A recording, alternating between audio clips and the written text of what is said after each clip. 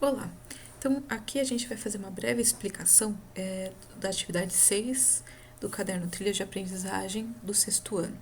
O tema é relação predador-presa, ou presa-predador, começando aí na página 111. Então a primeira proposta é fazer a leitura desse texto, que tem como título uma pergunta. Você se lembra do acidente ambiental em Mariana, Minas Gerais? Que aconteceu em novembro de 2015.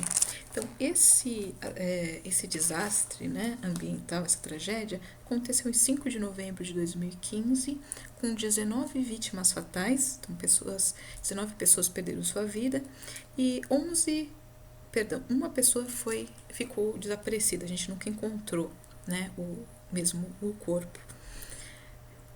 E é justamente com esse desastre, né, entre aspas, que a gente começa aqui o texto. O rompimento da barragem do Fundão, em Mariana, uma cidade histórica em Minas Gerais, lançou 45 milhões de metros cúbicos de lama no seu ambiente. Essa lama era resultante da produção de minério de ferro pela mineradora Samarco. A enxurrada de rejeitos, composta principalmente por óxidos de ferro e sílica, se espalhou pela região e soterrou o subdistrito de Bento Rodrigues. A lama chegou ao Rio Doce e causou um aumento da turbidez da água e provocou a morte de milhares de peixes e de outros animais. Um laudo técnico divulgado pelo IBAMA no início de dezembro aponta que o nível de impacto foi tão profundo e perverso ao longo de diversos estratos ecológicos que é impossível estimar um prazo de retorno da fauna ao local. O desastre causou a destruição de 1.469 hectares, incluindo áreas de preservação permanente, APPs. Uma breve explicação antes da gente continuar. APP são áreas que a gente não pode desmatar, elas são protegidas pela legislação brasileira, e um exemplo de APP seriam aquelas de vegetações de topos de morros, né? Se a gente remove, aumenta a chance de ter desabamento de terra, né? Áreas em torno de rios para preservar os cursos fluviais, os cursos dos rios, são áreas que a gente chama de APPs. Outras áreas são em torno de nascentes, porque se eu desmato em torno de nascente, eu posso matar essa nascente fazendo com que ela deixe de contribuir para um rio, ok? Por que eu marquei aqui o termo desastre? O texto ele usa alguns termos que muitas pessoas que são especializadas em área de meio ambiente criticam. Primeiro que a gente não pode chamar isso de desastre porque ele foi decorrência de uma atividade em que uma empresa ela não pensou, ela não tomou precauções devidas para evitar essa tragédia. Então, desastre traz muita ideia de um desastre natural, né? Então, um terremoto é um desastre natural. A queda de uma barragem em que uma mineradora ela simplesmente não tomou o cuidado devido, ela escolheu usar uma tecnologia de alto risco para preservar lucro, não pode ser chamada de desastre, ok? Outra palavra que eles colocam aqui, né, bem no título, é acidente ambiental. Também a gente tenta fugir um pouquinho desse termo acidente ambiental, porque quando a gente vai estudar o porquê a barragem cedeu, a gente vê que teve uma sistemática falta de cuidado da empresa em prevenir esse entre aspas, acidente, entre aspas, desastre, tá? Então, esses termos a gente tenta não utilizar. O texto aqui ele utiliza esses termos, mas é importante você saber que, de repente, dependendo do local que você vai ver sobre o assunto, algumas pessoas vão fazer críticas a esses termos. É importante vocês entenderem o porquê esses termos são criticados, ok? Seguindo no texto, foram identificados diversos danos socioambientais, como isolamento de áreas habitadas, desalojamento de comunidades pela distribuição de moradias e estruturas urbanas, fragmentação de hábitats, destruição de áreas de preservação permanente e vegetação nativa, mortandade de animais domésticos, silvestres e de produção, restrições à pesca, dizimação da fauna aquática silvestre em períodos de defeso, dificuldade de geração de energia elétrica pelas usinas atingidas, alteração na qualidade e quantidade de água e sensação de perigo e desamparo da população em diversos níveis. A força do volume dos rejeitos lançados com o rompimento da barragem também pode ter revolvido e colocado novamente em suspensão os sedimentos de fundo dos cursos d'água afetados, que pelo histórico de uso e relatos na literatura já continham metais pesados. Então, algumas coisas que a gente precisa chamar atenção aqui nesses dois parágrafos. Primeiro, são parágrafos que eu destaquei como uma estratégia, porque quando a gente vai ver as questões, a questão que é feita com base nesse texto, vão perguntar justamente quais são as consequências que esse acidente teve no meio ambiente. Então, nesses trechos aqui do texto, ele foca muito nisso, tá? Então, é sempre interessante, quando vocês forem ler um texto, darem uma olhadinha antes nas questões e já lerem esse texto pensando, olha, o que será que aqui é mais importante eu focar? E fazer o grifo nesse texto. Isso serve como uma estratégia de leitura e de estudo para vocês, ok? Então, aqui eu já deixo grifado, vocês podem até grifar outros trechos que vocês achem importante, né? Mas tentem usar essa estratégia, deem uma olhadinha nas questões, depois vão para o texto, aí pensando em marcar os trechos de interesse. Nesse trecho, o que é importante a gente pensar? Primeiro, o que são animais silvestres? São aqueles que a gente chama de nativos, que acontecem naturalmente naquela localidade, ok?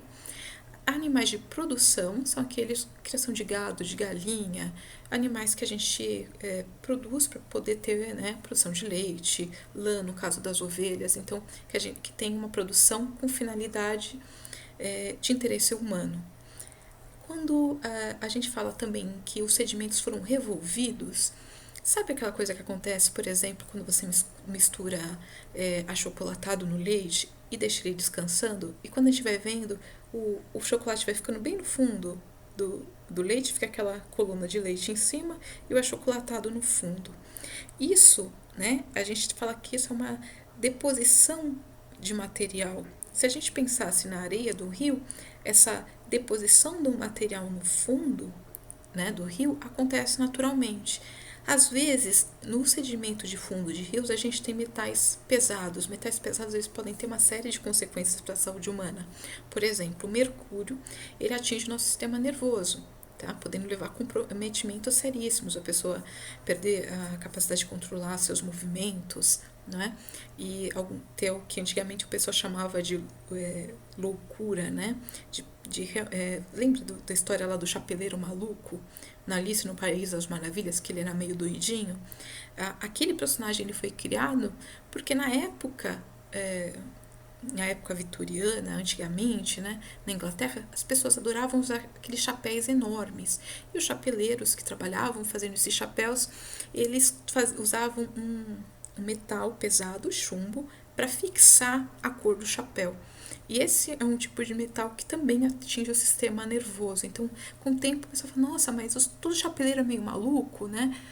Na verdade, não era que o cara tinha adoecido por outra razão além da contaminação ao longo do tempo com metal pesado, nesse caso o chumbo, tá? Então, metais pesados, quando eles voltam para a coluna d'água, voltam para a água, imagina que um animal está consumindo isso, que um ser humano está consumindo isso, pode levar prejuízos sérios para a saúde dessas populações, tanto de animais quanto de seres humanos. Continuando, aqui, depois desse grave acidente, que causou impactos no meio ambiente, na vida de muitas pessoas, ocorreu outro acidente semelhante também em Minas Gerais, na cidade de Brumadinho, em janeiro de 2019. Lá, os rejeitos atingiram a cidade e causaram mais de 100 mortes, além de atingir áreas de vegetação da Mata Atlântica e do rio Paraupeba, um afluente do rio São Francisco. Eu vou colocar cards ao longo desse vídeo para vocês verem detalhes, né, do que foi a tragédia de Mariana, do que foi a tragédia de Brumadinho. Embora que Brumadinho foi no começo do ano passado, né, o desastre ambiental aconteceu no dia 25 de janeiro de 2019, com 259 vítimas fatais e 11 desaparecidos.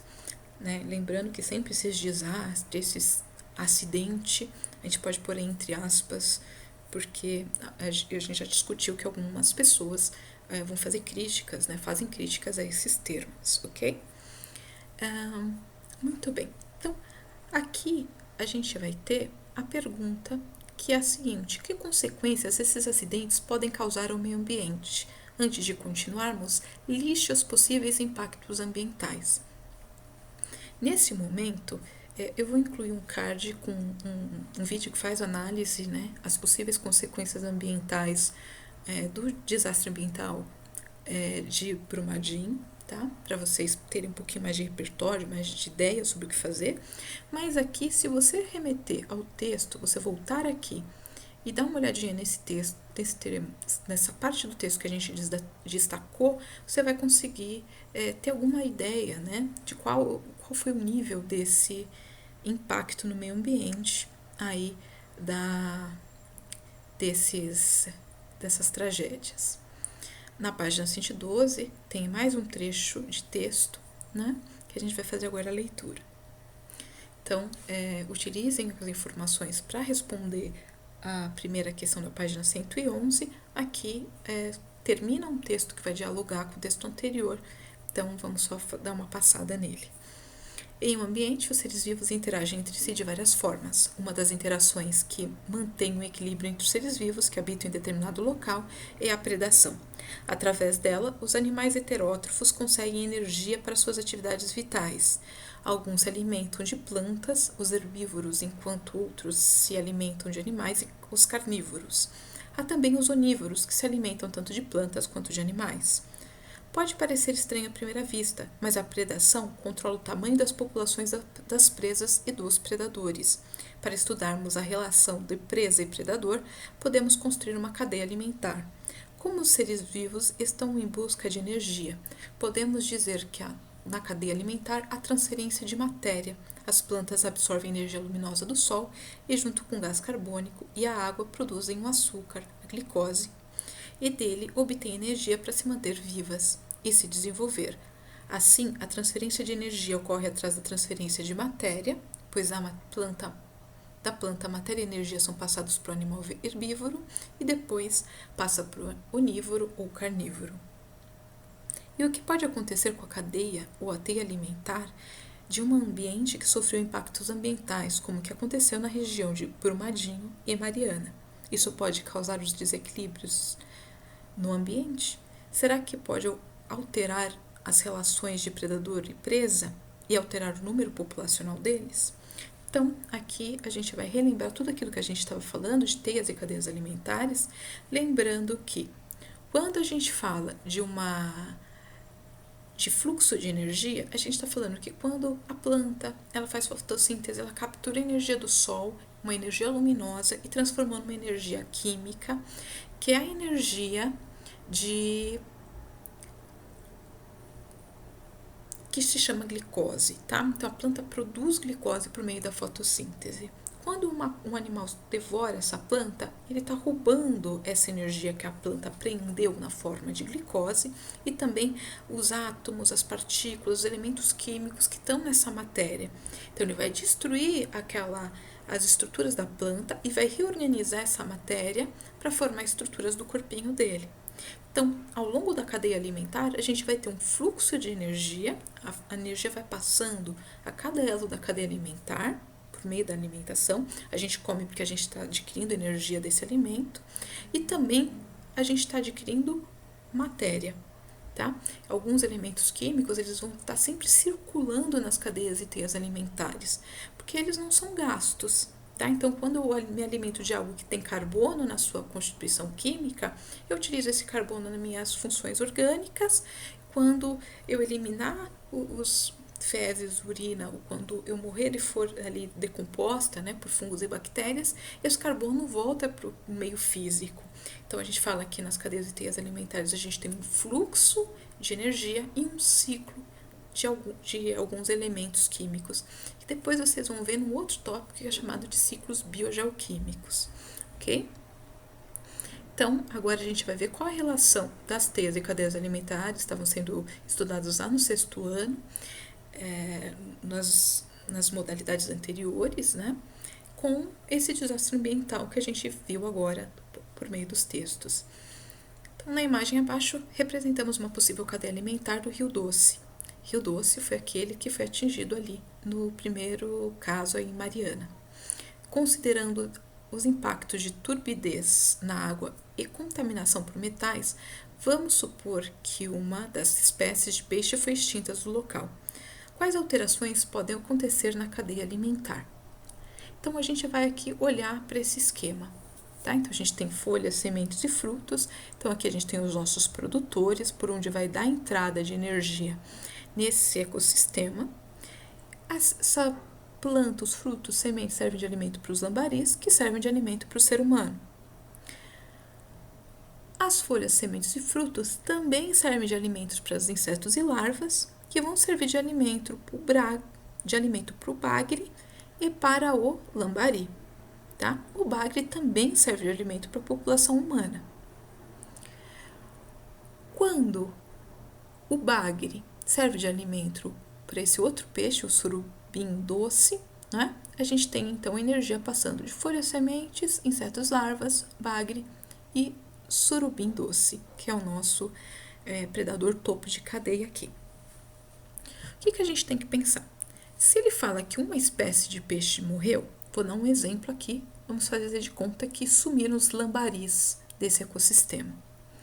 O que você acha que vai acontecer com a população humana? Será que ela vai ter a mesma disponibilidade de alimento que ela tinha anteriormente? É uma questão para você pensar. E com esses insetos e larvas que serviam de alimento para o lambari? Se não tem mais lambari para se alimentar desses insetos e larvas, o que vai acontecer com a população deles? Ela vai aumentar ou ela vai diminuir? Isso é algo que vocês têm que pensar aí para responder depois nessa questão. Então, dei um exemplo do lambari, mas a gente poderia falar de outra, né? De outra espécie, por exemplo, o surubim. Se não tiver mais o surubim, né? Morreram todos. O que será que vai acontecer com a população de bagre? Ela vai aumentar ou ela vai diminuir? Né? Lembrando que se o surubim se alimenta do bagre, não vou ter mais um predador. Então, o bagre seria a minha presa. Será que a população dele vai continuar a mesma coisa? Será que vai ter mais bagre nesse rio? Se tiver menos bagre, o que vai acontecer com a população de insetos e larvas? E se tiver mais bagre, será que a população de insetos e larvas vai continuar a mesma? Então, o que a gente tem que parar para pensar aqui? Na teia alimentar está tudo interligado. Se eu mexer em um elo dessa corrente, se eu mexer em um animal, em uma planta, eu vou afetar todos os indivíduos que estão relacionados com eles. Tá? Na hora de você construir a sua resposta, você tem que lembrar dessa rede de interações. Página 113. Então, a gente vai aqui para a questão B. Né? A questão A, nós já contemplamos na explicação com base no esquema. A B continua, né, com a mesma rede de pensamentos, com base no mesmo esquema. Quais espécies poderiam ter aumento ou diminuição da população? Então, parem para pensar aí, qual peixe que você acha que saiu dessa teia alimentar? Pensando em quem é a presa dele e quem é o predador, o que vai acontecer com essas duas populações? Ok? Elas vão aumentar ou elas vão diminuir? Na questão C, imagine, por exemplo, que uma garça, uma ave que se alimenta basicamente de peixes, anfíbios e crustáceos, tenta caçar peixes na água do rio que ficou turva. Uma água turva é aquela água cheia de lama que a gente não consegue enxergar através dela. Você acha que essa garça vai conseguir capturar os peixes com a mesma eficácia de quando a água era cristalina? Explique o porquê e diga quais são as consequências que esse impacto pode causar na população de garças. Então, eu sou uma garça, estou aqui caçando no rio. Eu preciso ver o peixe embaixo d'água para poder capturar ele com eficiência.